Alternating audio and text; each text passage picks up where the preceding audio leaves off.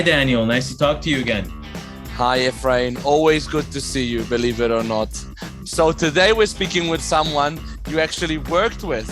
Yeah, I was fortunate to work with our next guest during the early days of his startup, Alkemics, and I'm excited to reconnect with him and hear what he's been up to lately.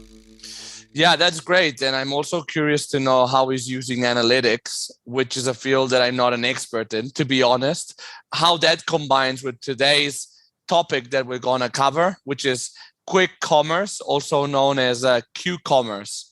Absolutely. I think both of us, like a lot of people in metropolitan areas, have probably ordered fill-in items from the likes of companies like Gorillas, Flink, or Getter, or at a very minimum, at the very least, we've seen one of their scooters whizzing by us on the street. Yeah, absolutely. I've seen a big explosion of them in the last even 6 months. So without further ado, here's Antoine Durieux from Salsify.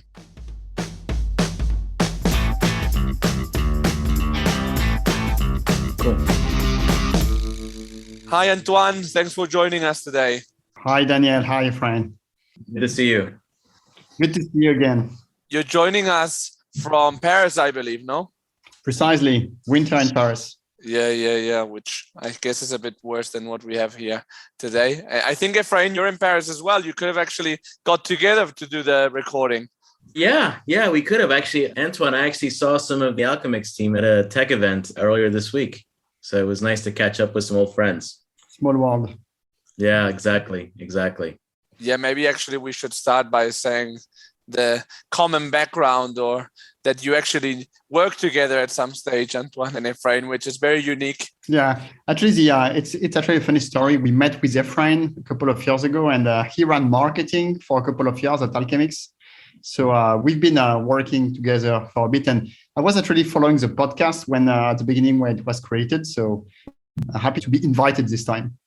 Yeah. Great to hear that you are following it. And actually, Antoine, to give the audience a bit of your background, which I think also is very interesting. Maybe you can tell us a bit about Alkemics, what you're doing right now, which is, I think, very related as well. I can give you a bit of the backstory. So I'm one of the co-founders of the company. I created the company in 2012. That's Alkemics, right? Yeah, it was Alkemics. How many were you founding it? So we were 3 co-founders. I have an engineering background. One of my co-founders also has an engineering background. And there was a third one, which was a sales guy. And we incorporated the company in 2012. And we built the foundation for the platforms that we are delivering today, which is a platform to enable retailers to collect product information from their thousands of suppliers. So essentially, whatever is required to put a product on the market, whether it is a picture, a product name, a video, product size, allergens, price of a product, logistical information, CO2 impact, or whatever is needed to actually inform the consumer. So we started that in 2012.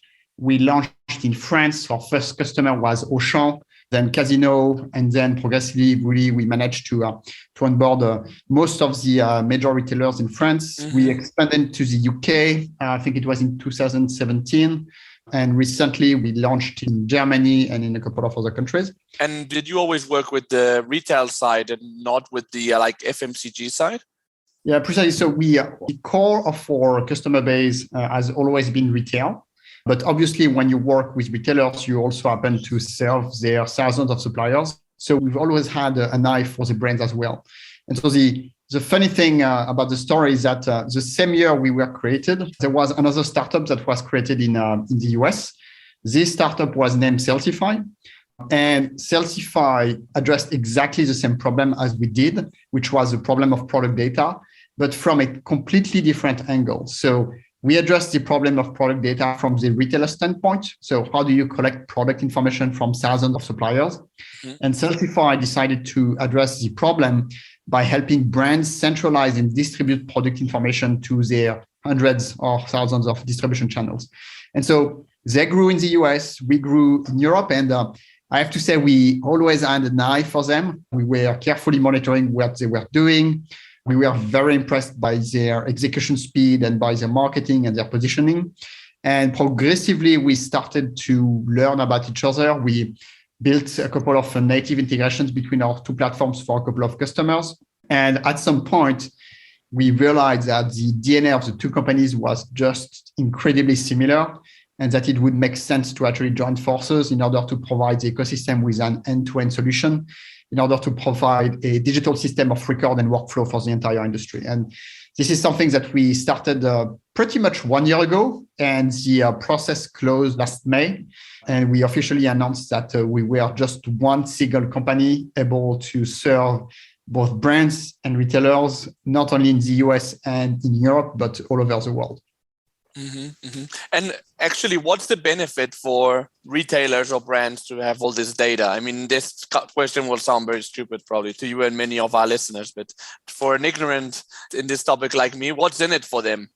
I'm going to put myself in the shoes of a retailer first. So when you are a retailer, there is two very important kinds of data in your organization. The first one is obviously transactional data and customer data. So what people buy in order to infer what are their habits and stuff.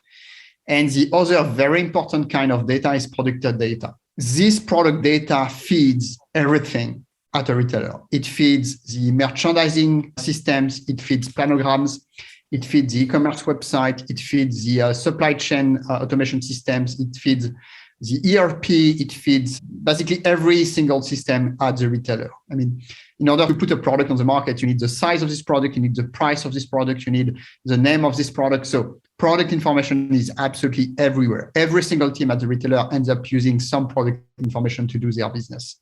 So having exhaustive, high quality data is absolutely paramount to the good operation of your stores or of your e-commerce website.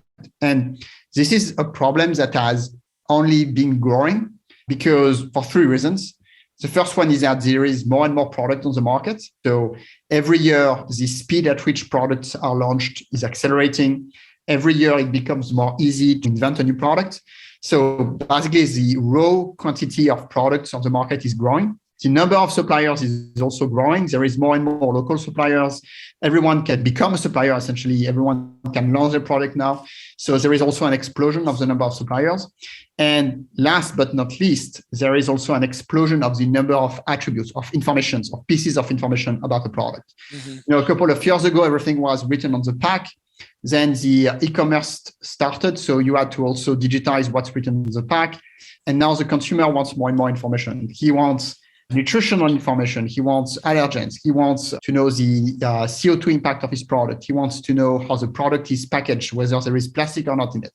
So this amount of information is exploding. And what we've measured is that every year, there is roughly 50% more information to manage for a retailer. So it's truly an exponential growth, 50% per year, every year. You just cannot scale your teams to manage 50% more information and workload every year. So you have to find a way to profoundly automate this process in order to make sure that you are building a product data asset that is going to grow in quality and in size all of the time. So that's the challenge for the retailer. And the challenge for the brand is pretty much alike. They also have a challenge to centralize this information that was spread all across the organization and to bring it to a single system of record so that it can be used by everyone, whether it is internally or by their trading partners. So the challenge is pretty much the same at brands, if not more pressing. And what is actually your role now, Antoine, from co-founder to, I guess, being an employee again? What is your role now within the Salsify structure, let's say? So the funny thing is that my role has not changed much. I'm essentially in charge of retail at Salsify. So I'm in charge of bringing our product, which is named Supplier XM. I'm in charge of bringing this product to the entire world. So we are obviously launching it in the US now that we have an amazing team in the US. I'm in charge of continuing to scale it in Europe. We recently made an acquisition in Australia to serve the APAC zone. So we're going to also bring this product over there. So essentially, I'm in charge of bringing our product to the world, which is pretty much what I was doing before. So not much of a change. The way we are approaching this bigger company and this bigger footprint is very pragmatic. So we are trying to have both a global and local approach. So the European team is in charge of selling in Europe. The North American team is in charge of selling in North America in order to make sure that we have a local contact with all our customers so that we can serve them in their local language, on their local time zone. But on a product standpoint, we are building a global organization, a transversal organization, in order to make sure that we can help our customers scale globally and build a product that is not going to be just working locally, but also for global brands and global retailers. So, Antoine, given, like you said, this expanded reach that you now have in this role in regards to being responsible for retail at a global level, and also kind of hearkening back to your time in essence, building up Alkemics, and you dealt with a lot of VCs, and obviously you had, that experience, but also the experience of now working at a global level with brands and retailers in various countries. What do you see as some of the biggest opportunities right now going on in the FMCG retail space? Yeah, so I think there is a lot going on. There is a quote by Justin Trudeau that says, "The pace of change has never been so fast, yet it will never be so slow again." And that's, I think it summarizes pretty well the current situation. So we've seen an amazing acceleration during the past 2 years, largely due to COVID, but it was only an accelerator to things that had been cooking for quite a lot of time. And I think it's only going to keep accelerating. So the main trends that we have seen are essentially the fragmentation of the distribution channels. So, you used to be doing maybe stores and e-commerce. We have started to see new delivery models like click and collect, drive to store, et cetera. And there are now new forms of omnichannel, such as social commerce, such as quick commerce or convenience delivery with the GoPuff, the DoorDash of the world. So, we could have thought that omnichannel was pretty much done, but the reality is that there is a lot ahead of us. There is a bunch of new distribution systems that are going to appear, whether it is, as I said, quick commerce, autonomous stores, corner shops, shopping shops, drone delivery, etc. All of that is only starting. Yeah. So you mentioned quick commerce. Can you, for those in our audience who aren't familiar with that term, can you explain what that means and what that's referring to within the context of some of the companies that you mentioned?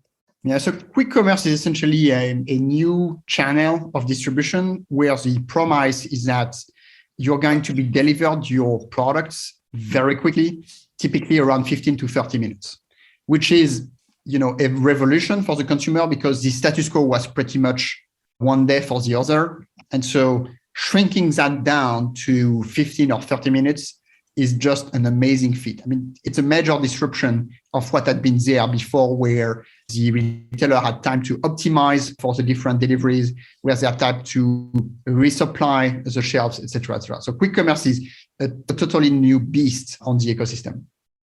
Yeah. And it's interesting because as I hear you describe it and mentioning some of the players that you did, have you seen that model work in any particular countries? Like, can you tell us a little bit about kind of where it started and where it's expanded to since then? Yeah. So right now, the media attention is really focused on a couple of European and American players that have raised a lot of money and that are making quite a lot of noise. But the reality is that this model has been working for years in Asia. So even before the pandemic, quick commerce was operating profitably and at scale in China and in a couple of other Asian countries. So this is a model that has been living for quite a while, where operations have already been pretty much optimized. The playbook has already been written in Asia. I remember visiting a supermarket over there, and I think at the time it was in 2019, 40% of the revenue of the store was delivered through a quick commerce player, whether it was an internally owned player or whether it was an external player. So already 2 years ago, some stores were doing almost half of their revenue through these new delivery channels that we call now quick commerce. So this is a system that has been living in Asia for a long time. And actually, it has also been living in the US and in Europe for quite a long time. So we all know Instacart in the US, which is one of the behemoths over there. Yeah. And in Europe, there is a handful of players as well, such as Rolik, who have really battle-proofed the model in a couple of Central Eastern European countries. And they have actually made the model profitable in a number of countries. So, this is a model that is working, and it's not only working in Asia, it's working in European countries at scale and profitably. What's the underlying need for someone to have the deliver there. And we're talking about grocery items mainly, I think, when we refer to QCommerce. What's the underlying need for someone to have their groceries delivered in 10, 15, even half an hour? Seems like unnecessarily quick to me, if you know what I mean. Yeah, it's from a very personal standpoint, it does seem unnecessarily quick. But if you look 5 years ago, 5 years ago, Uber Eats started, and there was this promise of, okay, we're going to bring your restaurant in 15 to 30 minutes to your door. And 5 years ago, I felt pretty much the same way. I was thinking, okay, well, who is going to use that? How is that going to be a thing? And 5 years later, this is working at scale. I think recently Uber announced that Uber Eats was actually bigger than the transportation activity of Uber. So, oh wow, this is absolutely massive. It's a huge business, and it's a huge business for the players that operate it, but it's also a huge business for the restaurants that are actually serving through this channel. And the funny thing is that not only this has become a major distribution channel, but new models have emerged out of this new system. So for instance, dark kitchens, it's restaurants that don't have a public area. So it's essentially a professional kitchen that is only made to deliver food through those players. This is a new model that has appeared following this revolution. So, even though today we find it quite, let's say, amusing that we can get our groceries delivered in 15 minutes, I think in 5 years from now, we might be in a very different position where this thing has really taken hold and where new models have bubbled up around of this new system. So I would be extremely careful and prudent discarding this as unnecessary because, the past has proven us that there is a need, that the consumer is ready to pay a meaningful premium for this need, and that some of those players are already operating not only at scale, but also profitably. Yeah. And it's interesting because when you talk about dark kitchens, the model that, the main players, at least that are developing here in Europe when it comes to grocery QCommerce, are all using the equivalent, but in a supermarket form. So they're not relying on current retailers and delivering their goods. They're just relying on their own dark supermarkets. Yes and no on this one. There is a handful of different systems. So there is indeed some players that have dark stores. So stores where essentially no consumer goes. But there is also a couple of shades of gray of different systems. So Instacart pioneered the picking method. So they would essentially go to pretty much random stores in order to pick up the goods on behalf of the consumer. So that was a system that was tested and tested at scale. So there is this dark store system. There is dark store systems where the provider is actually his own retailer, if you know what I mean. So they do the procurement, they do the negotiations, they do the logistics, they do whatever. In some other models, the quick commerce players partner with an existing retailer or with a couple of different existing retailers. So there is a couple of existing systems. They all have pros and cons. And I think it's a bit early to judge which one is really going to scale. So, the future will tell, but still there is a fierce battle in between those systems. And, I don't know which one will win, essentially. Some of them are very asset light, so you can scale extremely quickly. Some of them are asset heavy, but they are much more efficient from an operational standpoint. So, there is an interesting battle that is unraveling in front of our eyes. Yeah. Well, I think I really liked how you summarized it a couple of statements ago where you said, that we have to pay attention to this because of the fact that it's scaling and it's scaling in a profitable sort of way, right? So those two things in and of themselves said, like you said, we would be remiss to dismiss this and to not pay attention. Now, like you said, which way or which model is going to win out, that remains to be seen. I wanted to ask you, given that, like you said, this is something that we need to pay attention to, in your role with Salsify and previously with Alkemics, you interact with a lot of leading retailers and brands. What do you suggest, or what do you think are the three imperatives around quick commerce that you would share with them in terms of taking advantage of this opportunity, or at least being able to react to it, in a fairly agile sort of way? I think my recommendation is really to take it very seriously. There are really strong sign that this is not just a thing that is going to last only a couple of months. This is something serious. I mean, there is very serious money and very serious investment in this area. So I think it's really important to think profoundly about it. And what we see today is that a lot of brands are just not organized to address these new channels. They don't know how to handle players with a smaller volume of goods. They don't have anybody in the organization in charge of that. It's a new mindset in the retailer to supplier relationship. You don't negotiate the same thing. You don't negotiate the same way. So it's really a completely different beast in terms of channel management. So just thinking about, okay, what is my strategy to handle those quick commerce players is, I think, a very important thing to do when you are a CPG brand right now. Figuring out who is going to handle it, figuring out the operational model, testing and trying. I mean, there is a lot of operational details to nail. So for instance, most of the dark store operators need to have boxes of product that are somewhat small, but that can be, stacked on shelves so that the pickers can just pick as fast as they can. And this kind of packaging didn't exist, and still in many cases does not exist. It's a mix of, if you wish, proximity stores, which have small packagings, and at the same time, the logistical aspect of hard discounters or membership stores. So there is a lot of operational details to nail down in order to make sure that you can win with quick commerce players. And a couple of years ago, a lot of brands were pretty quick to discard Amazon, saying, okay, no, it's never going to work in CPG. I'm not going to invest here. And I'm sure they are somewhat regretting it. And I think you, as an executive at a brand, you just cannot afford to make this mistake again. So as a brand executive, I would definitely think about my strategy to do that. So that's for brands. And for retailers, I would also take those players extremely seriously. So a lot of retailers have already started making alliances with those players. So they are looking into it.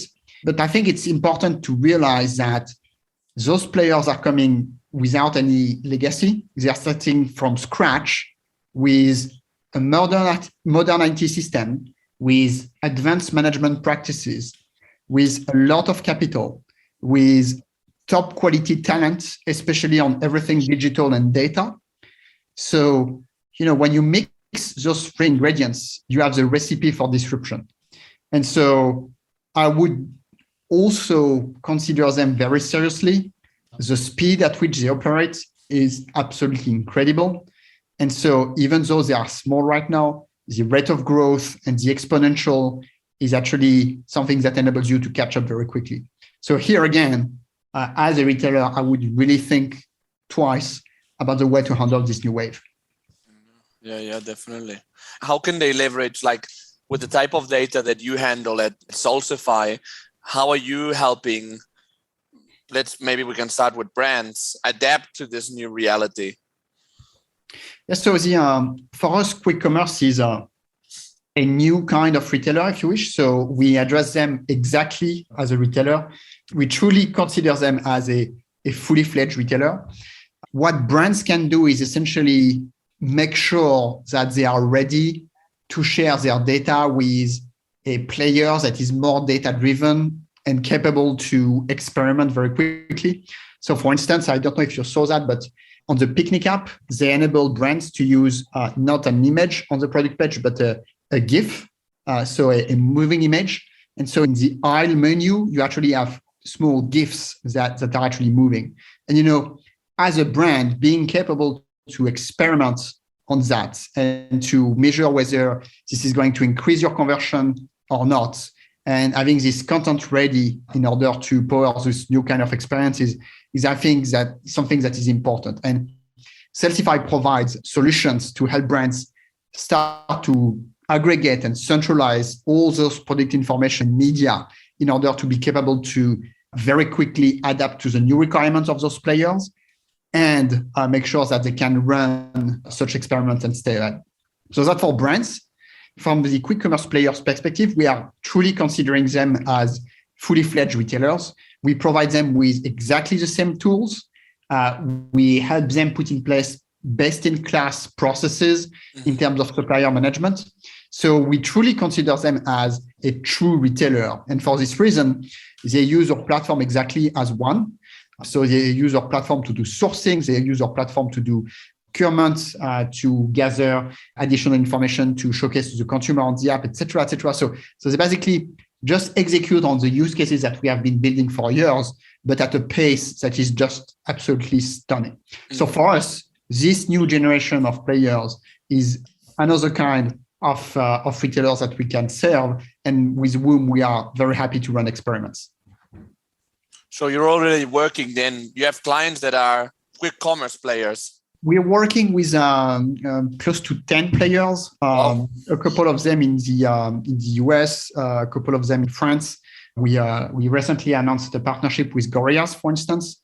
Their best practices and guidelines for suppliers through our platform. So we are really experimenting a lot with those players in order to make sure that they can have the best-in-class tools and the best-in-class organizational models and processes that are going to help them scale, not only in a country, but potentially in different categories. And it will be interesting because before you were referring, Antoine, to 2019, as if it were a long time ago, which is ridiculous, obviously. With all due respect, it's ridiculous because it's 2 years ago. But I think in the minds of all of us, 2019 seems like prehistory, right? So it'll be interesting to see. Maybe we'll have to have another chat in another 2 years to see where things have evolved. So Antoine, it's exciting to hear about all the amazing growth that's going on at Salsify. For those people who want to learn more and to want to, find out more about the Salsify solution, what would you recommend is the best way for them to connect with you and the team? Yes, so we have a website on which we publish quite a lot of things, notably podcasts, white papers. So make sure to subscribe to those. Obviously, it's www.salsify.com. And I will be happy to take any questions that you have. My email is essentially my initials, so ad@salsify.com. You cannot make something shorter. So feel free to reach out to me. Yeah, we'll make sure that we put those links in the notes for this episode, as well as for those people who want to learn more about quick commerce. You published a really interesting article on LinkedIn a couple of weeks ago that we'll make sure we put on the podcast episode notes. And we also published a white paper on the topic, which details the list of the most recent moves on the market. So feel free to put a link to it as well.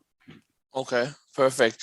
And we have a question for you, Antoine, which is actually very off topic, but will be, now that we've started the FMCG Guys, we're going to be asking it to every guest we have, at least for the first episodes.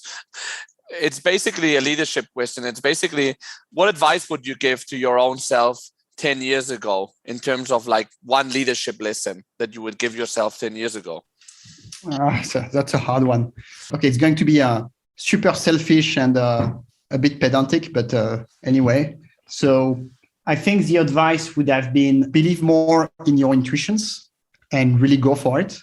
So just to give you an example, so in 2019, as I said, when I went to China and I witnessed the fact that quick commerce was already working there, and I witnessed a bunch of other innovations. And, I came back saying, okay, this is going to come to Europe for sure at some point. I don't know when, but this is going to come to Europe. We didn't really act on that. And in retrospect, I wish we had better prepared for the rise of quick commerce players, better prepared for mobile commerce, better prepared for social commerce, etc. I'm sure that we could have developed things that would have an incredible value today. So, it's we had the intuition, but we didn't act on it. So I'm trying to be more conscious about those moments where you have a feeling, but the hardest part is to try to act on it. So as I said, pretty pedantic, but I think it's what I would say to myself. That was interesting, Efrain. I feel like I learned a lot, actually, not only about data and analytics, but also about the future of retail, some good food for thought. What are your main takeaways from our conversation with Antoine? Absolutely. Every time I engage with Antoine, I always learn something new. So this was no different. First, lots of interesting parallels with the food delivery startups 5 years ago. thinking about unicorns of days past, like Deliveroo, Uber Eats, and DoorDash. A lot of really interesting parallels, as I mentioned, in terms of VC activity, the projected category growth, and the path to scale and profitability for these new QCommerce players. I was also intrigued to hear about how many traditional retailers like Carrefour and Edeka have been investing in these local startups as well as a way to accelerate their own capabilities into the QCommerce space. So that to me lends more credibility into the category as a place for growth in retail. And then last but not least, I think we both agree that while QCommerce may not make sense for larger planned shopping trips, these platforms are definitely rapidly expanding their product assortments and the portfolio of occasions they address. So that definitely gives brands, a lot of the leaders in our audience, increased opportunity to be able to reach and convert shoppers to buyers. All of this combined, to me, as Antoine eloquently phrased it, creates a recipe for disruption in retail for sure. Yeah, and I think it will be interesting. And of course, that's always the case. How will this look in a space of 1, 2, 3 years? Since we're seeing so many changes, will there be a consolidation or not? Agreed. I mean, to me, I think VC activity is always an interesting precursor to where things may be going. So stay tuned for sure. Yeah, no, I agree. And finally, thanks to our listeners for joining us. If you enjoyed this show, please follow us on LinkedIn by searching FMCG Guys. And you can also give us a review on your podcast players. And of course, if it can be 5 stars, better. I like 5. That's one of my favorite numbers.